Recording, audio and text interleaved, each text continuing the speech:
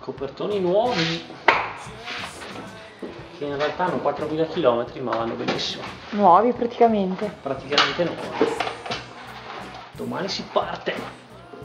Domani o dopodomani? Ma dopodomani probabilmente. Allora stiamo cambiando i copertoni visto che dopodomani partiremo. Direzione est, non si sa dove. E come no? metto dei copertoni un po' più performanti, nel senso un po' più piccoli,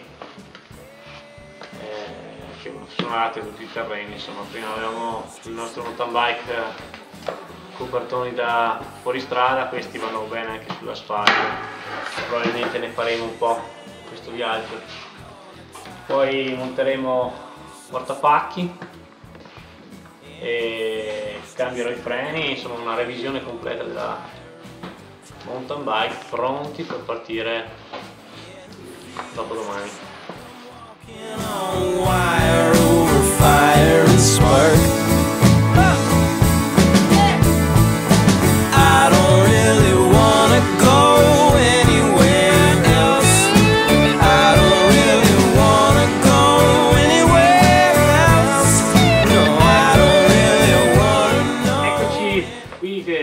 Stiamo preparando il nostro bike and track, partiremo domani, 15 giorni di viaggio tra bici e trekking sulle Alpi, puntiamo verso est, contiamo di arrivare in Slovenia.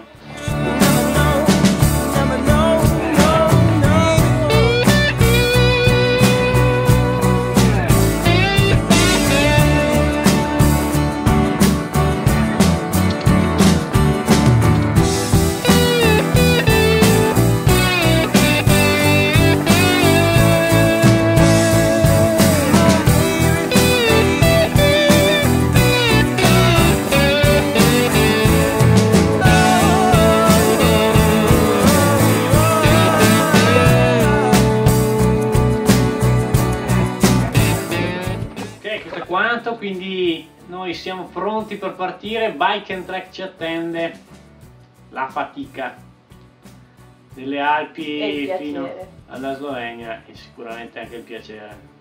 Alla prossima. Alla prossima. Ciao.